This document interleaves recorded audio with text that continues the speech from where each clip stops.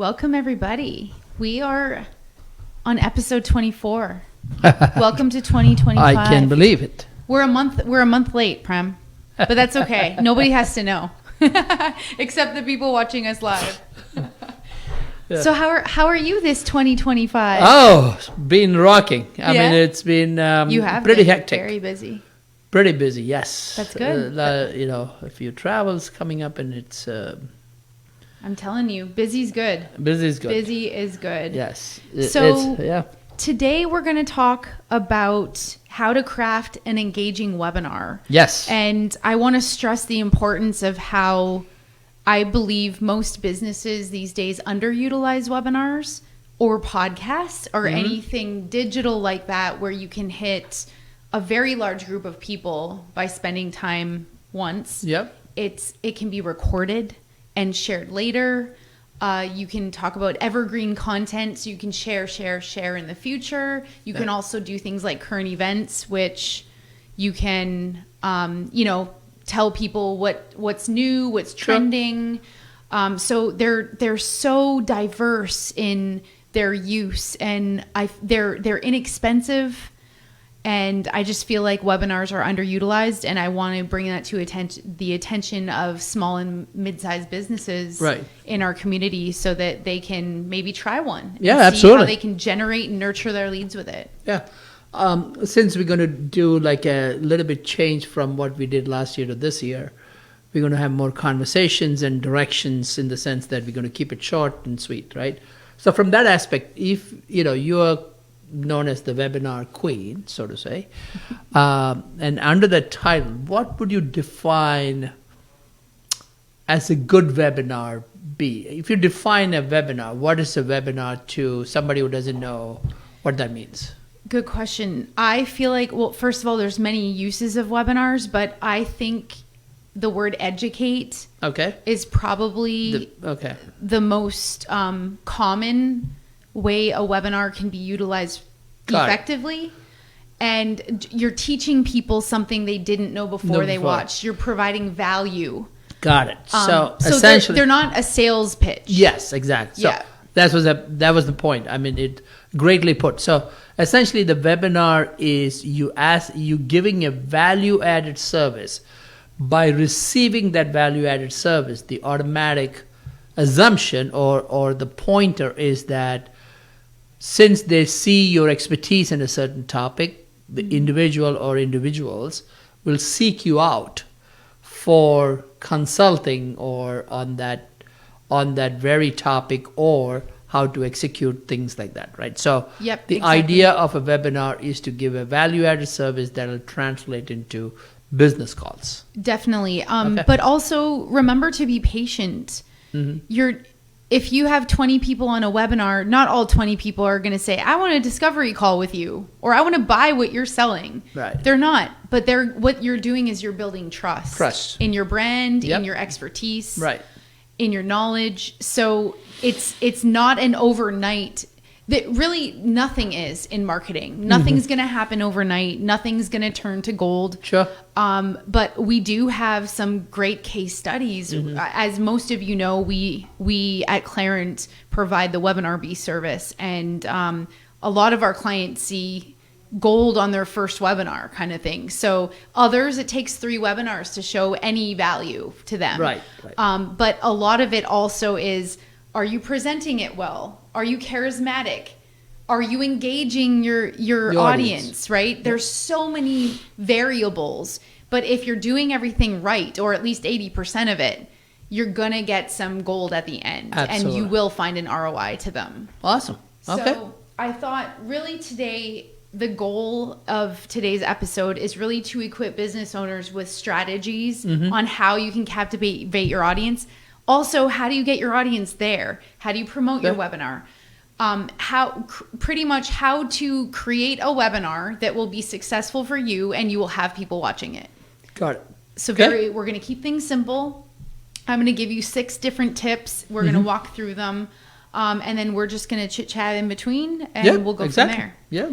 So the first thing is to know your audience, understand who you're speaking to. You want to Also, another thing, no matter who your audience is, you want to speak to them on like a third grade level. We don't need to sound like we're professional, technical speak where we're really smart and nobody else can understand us. That is not the time and place in a webinar setting. Sure. You want people to resonate with you. You want to tell them stories. Right. You want real life application when you're going through a webinar. Right. So when you say know your audience, are you referring to the group of audience that or participants that potentially could be your clientele down the road? So in other words, if let's say you are doing a webinar on a financial topic, I'm anticipating that the audience that you want there are financial planners, anybody that's related to finances or building up of finances. That's the audience you're looking for. Yes, absolutely. So most of us are looking for new clients in the end. Got it. Okay. Most of us aren't doing webinars just for the fun of it. We're doing it so that eventually down the road, we can convert one of our registrants into a client. So whoever those people would be, so take your ideal client profile, maybe your favorite client, your most lucrative client that you enjoy working with, and you want to create a template out of them so you can find more of them. Correct. And okay. that's who you want sitting on your webinar. But so this could mean industry, this could mean their age group, this could mean maybe they all go to the same college. Right? Sure. So something that is in common with all of them. You want to find this audience, right? And know who you're speaking to so that you understand their pain points and what messaging will resonate with them. Sure. That's why you need to know your audience. Yeah. Okay. Yeah. So within that capacity of the audience that you're defining the audience you talk about, right? We did a talk, I don't remember exactly when we did this talk on a profiling exercise we did, right? Does the concept of profiling or the understanding your clientele figure into knowing your audience? Exactly. Okay. Perfectly fits into that. Perfect. Okay. Yeah. So that's a completely different topic. We're not going to go into that because that's a different topic that we'll touch upon sometime during this year. But the profile, understanding your clientele or understanding who is ready and who is not, that goes into the profiling exercise, becomes your ideal audience. Exactly. All right. It's also easier to hit a B2B clientele than it is a B2C. And the reason, and just to confirm what those two things mean for the audience listening to us right now, if you don't know, B2B is business to business. That means that, you're a business talking to other businesses. The other businesses are your ideal client profile. Sure. B2C is business to consumer or business to customer. That means that's something like maybe Chick-fil-A, right? They're going after people who want to eat Chick-fil-A. So that would be a B2C. So I would say webinars, it's easier to find people who work at other businesses. Right. Because you can sort them out by industry. You can sort them out by geography. There's a lot of things that you can, maybe job title could be. Maybe you only want to speak to CEOs and founders. Got it. Maybe you only want to work to speak to sales executives or marketing people, right? So those are the things that I'm talking about with B2B. Okay. And then once you understand the audience, that our number 2 point today is speak to their pain points. When you're teaching them something, maybe you're giving them 3 tips on how to do XYZ, okay? Right. Why would they care about that? What pain do they have that would cause them to seek out a solution that you may have, right? That's what I mean by pain points, okay? If somebody is going to Chick-fil-A, they're hungry. Speak to their hunger pain points, right? If somebody's looking for a webinar service, why? Because maybe they're lacking in lead generation or lead nurturing. They don't know what to do with their contact list. Right. Maybe you should do a webinar. That's a solution that fits the pain point. Got it. Right? But before, another thing that came to my mind talking about pain points, right, and going back to knowing your audience, is there when you put together the topic and you let's say you know your audience. Maybe you're getting into this later, but do you know what an ideal invitee list or number of invitee lists to go after to get your optimal number? So let's say, very good question. Yeah, so let's say if you want to get 15, do you go double the invite?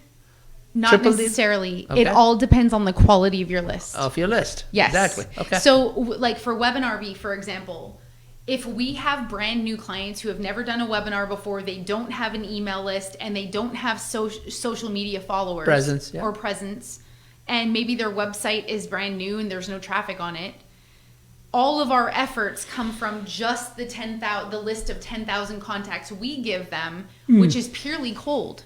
Pretty but cool. Yep. it's in their target audience because they give us the filter. They'll tell us and describe their target audience. We will then go find those people. Got it. But you're going to get a lot registrants registration in your webinar than you will if you maybe have a list of 2,000 people you've been nurturing for the last 5 years, or maybe you have 10,000 followers on LinkedIn. That's going to get you a lot of registrants. But if you're starting brand new, you're going to start small too. And if you're starting with a fresh list that is cold, it's not going to be as lucrative. Awesome. All right. But great question. So speak to their pain points. Know what keeps them up at night and why they would seek your products or your solutions. Number 3 is tell a story. So I love the Russell Brunson's, he's my hero, but he wrote the trilogy, the Secret Trilogy, and it's all about getting traffic, and he's a big fan of webinars, and he created this template for the perfect webinar, and on it, he said there's just 3 components: the hook, the story, and the offer. If you can get, and it's funny, in one of his books, he always says, if you're having issues with getting people on your webinar, it's either the hook, the story, or the offer. Mm-hmm. If you're having issues keeping people on your webinar, it's either the hook, the story, the offer, right? He says if you're having issues not booking calls after your webinar, it's probably your call to action, but the offer, but it's either the hook, the story, or the offer. So he always goes back to one of those 3 things. So if you can create a template for your webinars, and we have a lot of these tools at Clarent that we will give templates for and stuff, but it's really, the story part of it is super important. And an example of a story could be a case study, right? What was a success story of somebody that used your product or your service? Or for you, a business that was hurting, and they came to Prem and they're like, help me with my business strategy. And then all of a sudden they're thriving. Yeah. So that's a success story, and people will resonate with that. They'll say, hey, I'm a restaurant owner. I can work with Prem, and he can transform my business too, right? Sure. So that's what I mean by a story. People resonate so much more with real life instances rather than just like a textbook explaining theory on things. Right. So anytime you can create real life application to whatever you're teaching them, that's really going to keep their attention. The number 4 is engage your audience. I love this one so much because I think most people out there who have ever done a webinar or have never done a webinar don't understand the engagement tools that are available on most webinar platforms. So we specifically use GoToWebinar, but I've used lots of them. Webinar Ninja on 24. There's tons of them out there. I've even used the Google Business webinar function, which was awesome. There was just a couple bugs in it that moved me to seek other options. But to engage your audience, for example, what we will help with, the first one is you can ask poll questions throughout your webinar. So give me an example of that. So an example of that is you can ask somebody, how long have you been in the industry? Or what is your annual revenue? Or what's your monthly reoccurring revenue, right? Because you want to know if people have a budget and they can afford what you have to offer. Right. That's not necessarily for everybody, but you and I, it would definitely matter, right? You want to know if they can afford you.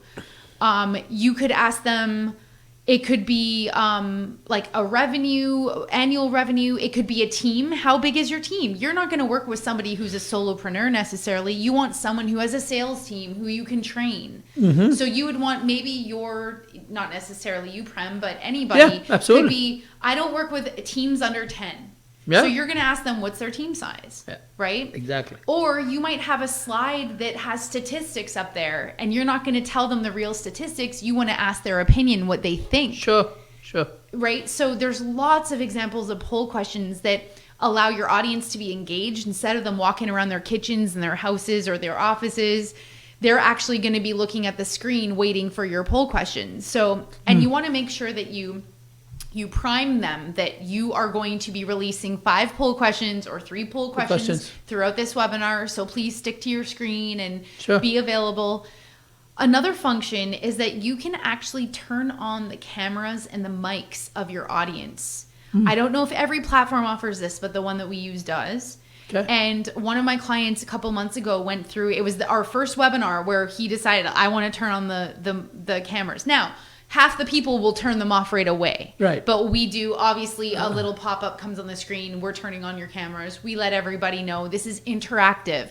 Raise your hand. Tell us, make a funny face. Get our attention. We want to talk to you.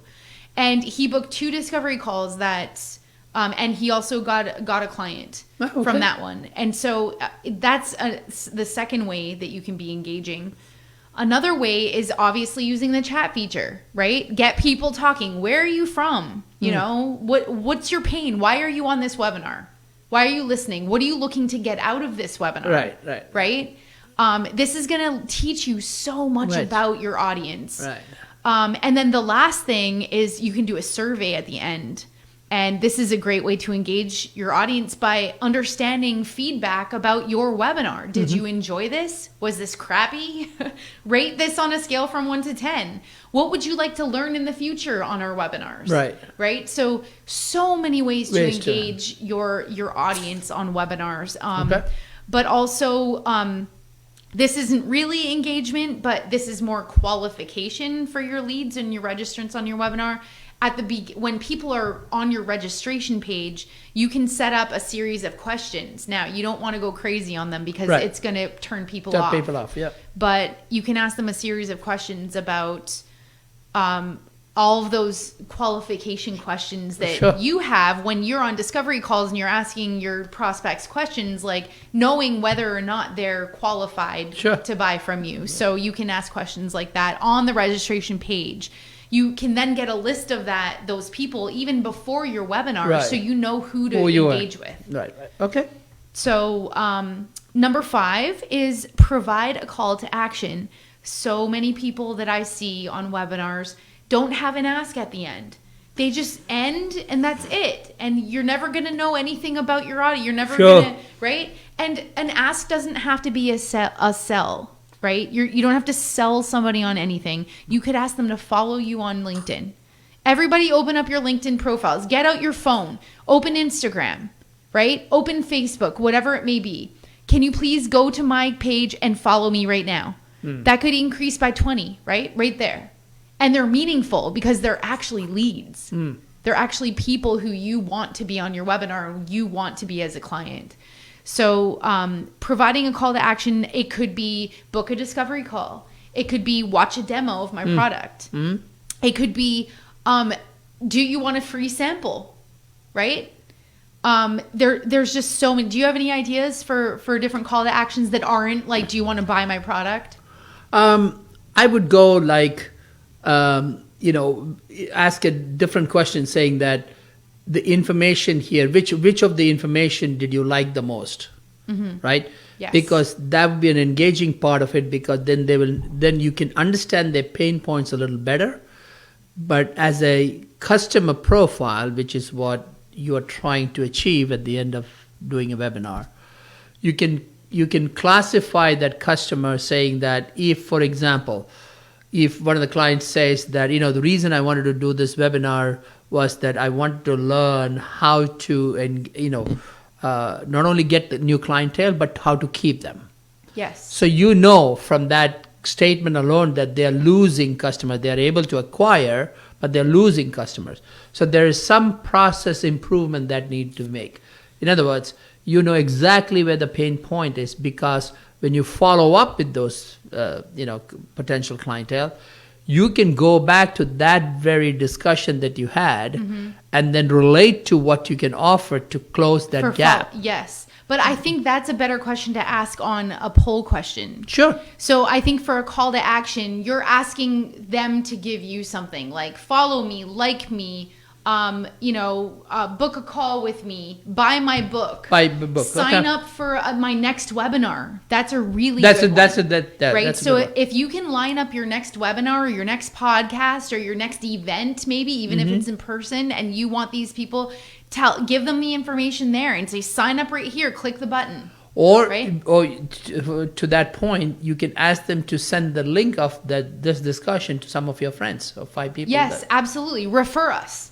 Do you have any people would be interested in this, right? Or you can say, you can ask whether there's other discussion forums that's available within your network that could benefit from this discussion. Yes, absolutely. That's brilliant. I never even thought of that one. I love that. Like even Facebook groups, LinkedIn groups, right? Exactly. I mean, it's endless. Even associations that you don't know about that you could become members of. Yeah. So make sure you're always asking. You have a call to action at the end, and that's like the offer, right? The hook story offer. The call to action is in the offer part. Okay. And finally, follow up, people. Yes.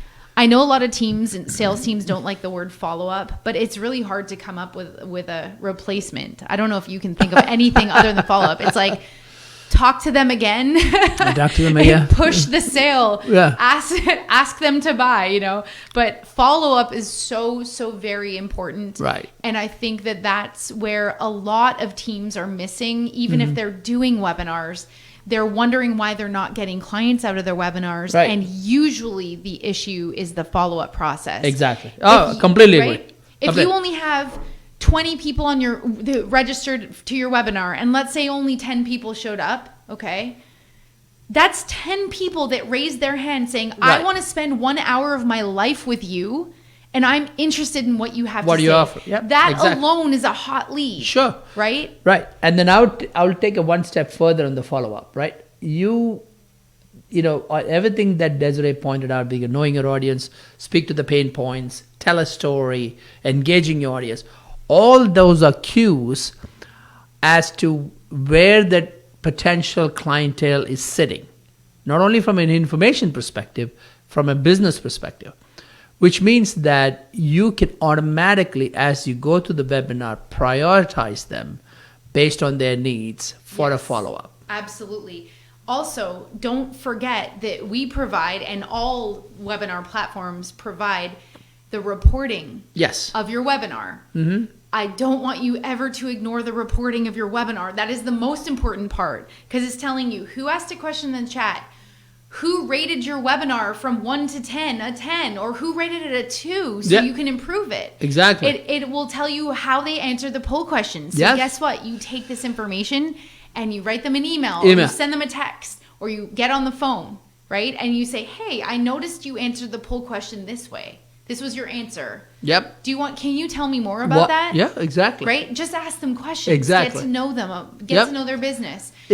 In a moment, you'll have a relationship and you'll be able to ask for the sale, right? Yeah, you bring up an excellent point from a perspective of when the research question or a feedback question goes in, and let's say somebody marked your webinar as number 2, right?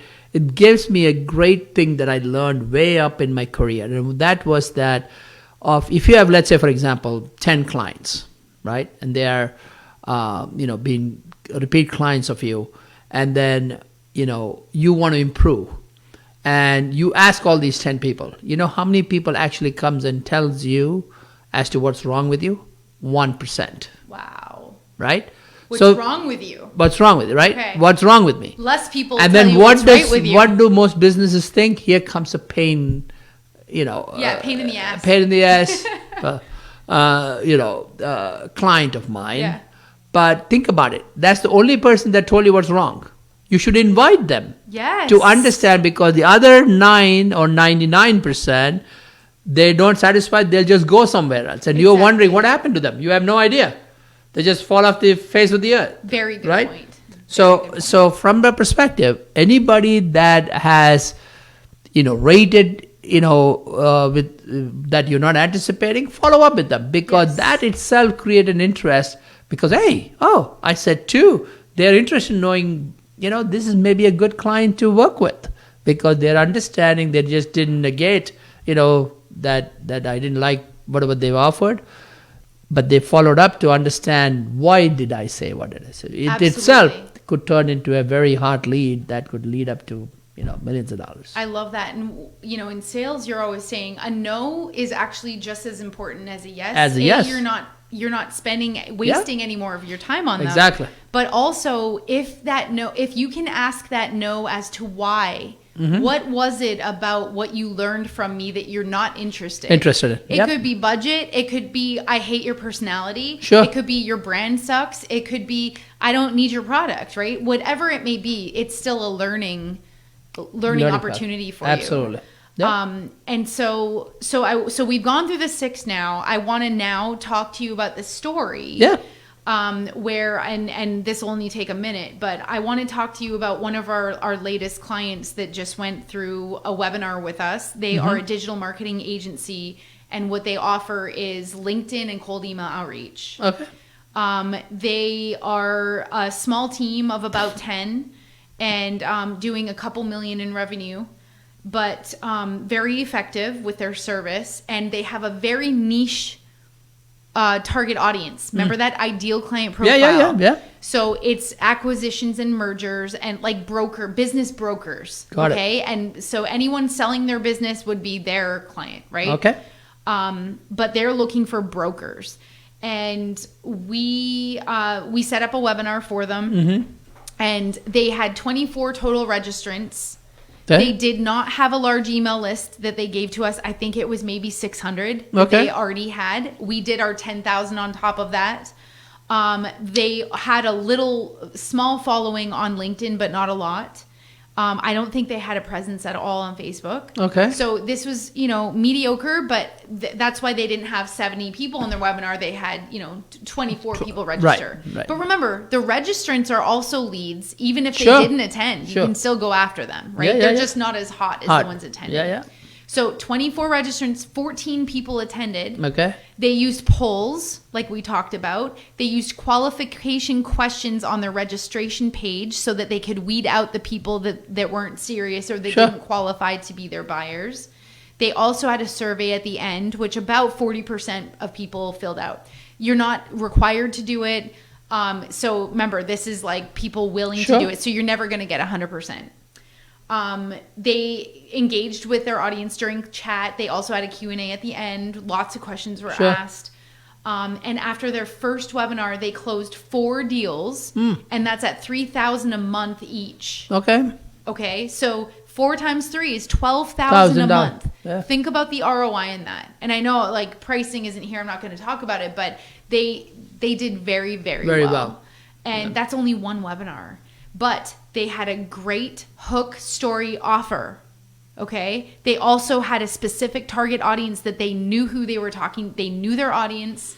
They had the story and the messaging down pat. Right. And they got the results right away. They also have 7 contracts out. 4 of them have signed already, and the 3 I haven't heard about yet. But that's 4 new clients in one webinar. And only 24 people registered. Only 14 people sat on the webinar. Doesn't sound like a lot, but it's quality over quantity, right? That's awesome. So I just want to leave people with, try out a webinar. You don't have to go crazy. Just try it, and we're all going to make mistakes. I make mistakes every day, and I'm learning, and we're making mistakes as a team, and we're refining the process every single day. That's a great point about making mistakes. Yeah, I would encourage people to make mistakes early on, because that's what will end up you having quality business. Absolutely, right? Because you have to fail. You gotta fail fast. Yeah, fail fast and recoup fast, because to me every meeting or every discussion is successful, because it could be good, bad, or ugly. Yep. The important thing, as Desiree pointed out, is the follow-up to understand what went wrong and how fast you correct it. That's the essence of a good business. Absolutely. So I want to say thank you, Prem. This was great.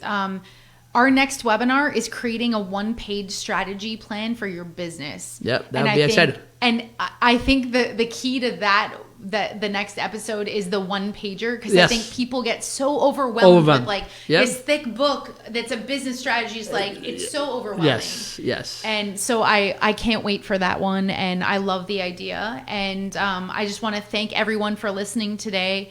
You can find us on conversionchronicle.com. There's no S on the end of that. But it will show all of our archived episodes that we did last year and this year. And you can suggest topics for us if you would like, and you can contact us through the website as well. We are also present on LinkedIn and Facebook. We have pages on both, just /Conversion Chronicles. And we go live on Facebook. And please like us and follow us on those platforms. Absolutely. And contact us if you need to. You can find our contact information on the Contact Us page. Awesome. All right. Well, thank you, everybody. And we will see you on episode 25.